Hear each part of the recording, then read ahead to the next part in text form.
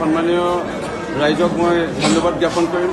তেখেতসকলৰ সুভাষিক মৰম আশীৰ্বাদৰ বাবে আজি পুনৰবাৰ প্ৰাৰ্থিত্ব পাইছোঁ। দ্বিতীয়তে মই ভাৰতীয় জনতা পাৰ্টীৰ সমূহ জ্যেষ্ঠ তথা শ্ৰেষ্ঠ কাৰ্যকৰ্তাসকলৰ লগতে আমাৰ NDA মিত্ৰজোঁটৰ সমূহ জ্যেষ্ঠ শ্ৰেষ্ঠ কাৰ্যকৰ্তাসকলক ধন্যবাদ জ্ঞাপন কৰিছোঁ, কাৰণ তেওঁলোকৰ প্ৰত্যেক ক্ষণতে মোৰ প্ৰতি মৰম সুভাষিক আৰু সাহস আছিল আৰু সাহস প্ৰদান কৰিছিল। ইয়াৰ লগতে মই মাননীয় মুখ্যমন্ত্ৰী ডক্টৰ হিমন্ত বিশ্ব শৰ্মা ডাঙৰীয়াক ধন্যবাদ জনাম। আমাৰ ৰাজ্য সভাপতি দিলীপ শইকীয়া ডাঙৰীয়াক ধন্যবাদ জ্ঞাপন কৰিম মোৰ ওপৰত দলে বিশ্বাস ৰখাৰ বাবে। আৰু ইয়াৰ লগতে মাননীয় দেশৰ প্ৰধানমন্ত্ৰী নৰেন্দ্ৰ মোদী ডাঙৰীয়া, মাননীয় গৃহমন্ত্ৰী অমিত শ্বাহ ডাঙৰীয়া আৰু আমাৰ কেন্দ্ৰীয় সভাপতি ৰাষ্ট্ৰীয় সভাপতি নীতিন নবীন ডাঙৰীয়াও আমাৰ ওপৰত বিশ্বাস ৰখাৰ বাবে ধন্যবাদ জ্ঞাপন কৰিছোঁ। প্ৰকৃতত আজিৰ তাৰিখত বিৰোধী বুলিবলৈতো একেবাৰে চানবান হৈ গ'ল। বিৰোধী বুলিবলৈ নাই, যুঁজ বুলিবলৈ কাৰ লগত হ'ব একো ধৰিব পৰা নাই, কাৰণ যুঁজ কাৰ লগত হ'ব লগা একো প্ৰাৰ্থীয়ে আমি সন্মুখত দেখি পোৱা নাই। সাংসদৰ যদি পদত্যাগ, কংগ্ৰেছৰ পৰা বিধায়কসকলৰ যদি 2জন 3জন 4জনকৈ পদত্যাগ, শেহতীয়াকৈ শুনা পাইছোঁ আজিকালিৰ ভিতৰত আৰু বাগা কংগ্ৰেছৰ নেতাকৰ্মী বা এটা বাগা মুধচ কোটা কংগ্ৰেছ ত্যাগ কৰি আছে বা ত্যাগ আৰু কৰিবলৈ গৈ আছে, আজি বা কালিৰ ভিতৰত ত্যাগ কৰিবলৈ গৈ আছে। মৰিনী সমষ্টিত ইতিমধ্যে আমাৰ লগত যোগাযোগ হৈছে। কংগ্ৰেছৰ ভালেকেইজন নেতৃত্বস্থানীয় লোকসকলে ভাৰতীয় জনতা পাৰ্টীত অলপ পিছতে তেওঁলোকে যোগদান কৰিব। এনে এটা পৰিৱেশত আমি নিৰ্বাচনত জয় হৈ আছোঁ আৰু আমি কেনেধৰণে বিৰোধী একেবাৰে শূন্য কৰি পেলাব পাৰোঁ, যিকোনো ৰাজনৈতিক বিৰোধী দলক একেবাৰে নিষেধ কৰিব পাৰোঁ, কাৰণ তেওঁলোকৰ ৰাজনীতি তেওঁলোকৰ ক্ষুদ্ৰ ৰাজনীতি আৰু আমাৰ ৰাজনীতি আমি দেশ গঢ়া, সমাজ গঢ়া আৰু শান্তিপ্ৰিয় এখন সমাজ, শান্তিপ্ৰিয় এটা পৰিৱেশ ঘোষণা কৰি পেলাই য'ত কৰ্ম মানুহে কৰিব, ইয়াত আন্দোলনমুখী নহয়, কোনো প্ৰতিবাদমুখী নহয়, ইয়াত সকলোৱে নিজৰ ন্যায্য প্ৰাপ্য দাবী নকৰি যেন পায়। ব্ৰহ্মপুত্ৰৰ ওপৰত দলং আজি আন্দোলন কৰিব লগা হৈছিল, আজি হস্পিটেল এখনৰ কাৰণে, বিদ্যালয়ৰ কাৰণে আন্দোলন কৰিব লগা হৈছিল, মহকুমাৰ কাৰণে আন্দোলন কৰিব লগা হৈছিল। কিন্তু বৰ্তমান চৰকাৰে প্ৰত্যেক সমষ্টিকে সমজিলা যি পৰ্যায়ৰ সন্মান জনাইছে, সেই সমজিলাতে আজি বিভিন্ন যি হয়তো মহকুমাৰ দাবী কৰি আছিল আগত, সেই সমজিলাতে আজি ৰাইজক এটা সমষ্টিতে আজি বিভিন্ন সুবিধা গণতান্ত্ৰিক অধিকাৰ আজি প্ৰদান কৰিবলৈ চৰকাৰে গৈ আছে। ডক্টৰ হিমন্ত বিশ্ব শৰ্মা ডাঙৰীয়াৰ নেতৃত্বত আজি অসমৰ ৰাইজে প্ৰত্যক্ষ কৰিছে। শতাংশ বুলি ক'ব গ'লে মই অনুভৱ কৰোঁ 90% ইয়াত হিন্দু, মুছলমান, খ্ৰীষ্টিয়ান, শিখ, ইছাই বুলি নহয়, সকলোৱে ভাৰতীয় জনতা পাৰ্টী দলৰ পক্ষত আছে।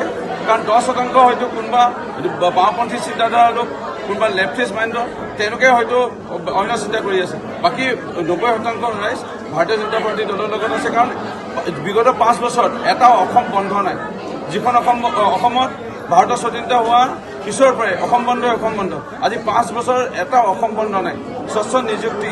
স্বচ্ছ নিযুক্তি, চাহ বাগানৰ শ্ৰমিকৰ মজুৰি বৃদ্ধি, চাহ বাগানৰ শ্ৰমিকৰ দীৰ্ঘদিনীয়া দাবী, স্থায়ী মাতৃ ভত্তা প্ৰদান, এই কথাবোৰলৈ আজি অসমীয়া সমাজৰ মানুহে আমি আশাৰে বাট চাইছিলোঁ যে ইয়াত অসম আন্দোলন হ'ল, 860জন শ্বহীদ হ'ব লগা হ'ল, তেওঁলোকে কেতিয়া পূৰ্ণাংগ স্বীকৃতি পাব। আজি ডক্টৰ হিমন্ত বিশ্ব শৰ্মাৰ নেতৃত্বত যি শ্বহীদ স্মাৰক প্ৰায় 200 বিঘা ওচৰা-ওচৰি মাটিত প্ৰায় 200 কোটিতকৈ অধিক পুঁজিৰে তাত শ্বহীদ স্মাৰক নিৰ্মাণ কৰা হওক। আমাৰ অসমীয়া সমাজৰ লোকে বাট চাই আছে কেতিয়া আমাৰ বটদ্ৰৱা থান বিদেশী মুক্ত হ'ব। আজি এই বিদেশী মুক্ত মই বিচাৰিছোঁ 1250 বিঘা মাটি আজি বেদখল মুক্ত কৰি আজি তাত আয়োগৰ ক্ষেত্ৰ স্থাপন, এই কথাবোৰলৈ আজি আমাৰ অসমত বাস কৰা প্ৰত্যেক জাতি জনগোষ্ঠীৰ লোকে, আজি কি মাৰোৱাৰী, কি বিহাৰী, কি চাহ জনগোষ্ঠী, কি চুতীয়া, কি আহোম, কি মটক, মৰাণ, প্ৰত্যেক জাতি জনগোষ্ঠীৰ লোকৰ যি আৱেগ, যি দুখ আছিল, সেইসমূহ ডক্টৰ হিমন্ত বিশ্ব শৰ্মা ডাঙৰীয়া নেতৃত্বাধীন চৰকাৰখনে বুজি আজি এটা এটাকৈ সমাধান কৰি আছে। সাহিত্য পৰিষদৰ আজি প্ৰসংগ যদি কোৱা যায়, সাহিত্য পৰিষদৰ প্ৰসংগ আজি জৰিয়তে সন্মান জনোৱাই হওক। আজি বিশেষকৈ আমাৰ মহিলা সবলীকৰণ, মহিলা উন্নতিকৰণলৈ আজি বিশেষকৈ কন্যা সন্তানসকলক বাল্য বিবাহ ৰোধ কৰি পেলাই বহু বিবাহ ৰোধ কৰি আঁচনি আজি ডক্টৰ হিমন্ত বিশ্ব শৰ্মা ডাঙৰীয়াই চাব গ'লে অভিলাষ ৰচিছে, আজি ইতিহাস ৰচিছে, এটাৰ পিছত এটা। আজি যিসকল আমাৰ ল'ৰা সন্তান এটা সময়ত হয়তো তেওঁলোকে বা ছোৱালী সন্তান আমাৰ অসমৰ বাহিৰত গৈ পেলাই কৰ্ম কৰিব লগা হৈছিল, আজি আমাৰ ইয়াতে উদ্যোগ স্থাপনেৰে এটা অসমৰ যিহেতু ছবি অংকন কৰিব বিচাৰিছে ডক্টৰ হিমন্ত বিশ্ব শৰ্মা ডাঙৰীয়াই। এনেস্থলত মই কিঞ্চিতো ভবা নাই যে বিৰোধী ক'ৰবাত স্থান পাম। কোন দলে প্ৰতিদ্বন্দ্বিতা কৰিব বা কোন দলে প্ৰতিদ্বন্দ্বিতা কৰিবলৈ আহিছে, কোন দলৰ মিত্ৰতা ভংগ হৈছে, কোন দলে তেওঁলোকে মিলি পেলাই যুঁজিব বিচাৰিছে, এইবোৰ প্ৰসংগ বহিৰাগত আমি অনাই নাই, এইবোৰ আমি আনিবও নিবিচাৰোঁ। কাৰণ আমাৰ প্ৰস্তুতি নিৰ্বাচনৰ 3 বছৰ আগতে আমি 3 বছৰ আগৰ পৰা প্ৰস্তুতি কৰি আছিলোঁ। সেইকাৰণে আমি অন্য কথা আমি অনাই নাই। খালি এটা কথা কি যে ৰাইজ দলৰ কেউজন ইতিমধ্যে প্ৰাৰ্থিত্ব বিচাৰিছিলে মৰিয়নি সমষ্টিৰ বাসিন্দা, আমি মৰিয়নি সমষ্টিৰ বাসিন্দা আৰু মৰিয়নি সমষ্টিৰ বাসিন্দা বা সন্তানে সুযোগ্য সন্তানে বিচাৰিছিল, কিন্তু মৰিয়নি সন্তানে নাপায়। যেতিয়া মৰিয়নি পৰা বাহিৰৰ পৰা এজন হায়াৰ প্লেয়াৰ এজন আনি পেলাই ইয়াত খেলাব বিচাৰিলে, সেইসকল ৰাইজ দলৰ কৰ্মকৰ্তাসকলেও ভিতৰকে আমাক ইতিমধ্যে সহায় কৰা আৰম্ভ কৰি দিছে। তেওঁলোকে তথ্য দিয়া, তেওঁলোকে তালিকা দিয়া আৰু আমি যোগাযোগ আৰম্ভ হৈছে। সেইকাৰণে ৰাইজ দলৰ প্ৰকৃত অসমৰ ক্ষমা বিচাৰিছোঁ মৰিয়নি যিসকল বাসিন্দা ৰাইজ দলৰ, তেওঁলোকে ইতিমধ্যে আমাক সহায় কৰা আৰম্ভ কৰি দিলে।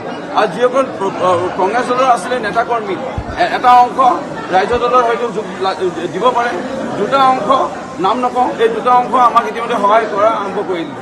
সেইকাৰণে আমি বেলেগকৈ ইমান চিন্তা কৰি থকা নাই। এতিয়া আমি কিমান ব্যৱধানত আমি জয় হ'ব পাৰোঁ সেইটো এটা লাগি আছোঁ। কংগ্ৰেছ দলটো শেষ হৈ গ'ল। ৰাইজ দল কেনেকৈ এইবাৰ নিৰ্বাচনত 26 চনত মৰিয়নিৰ পৰা আৰম্ভ হওক, গোটেই অসমতে ৰাইজ দল এটা শেষ কৰিব বিচাৰিছোঁ।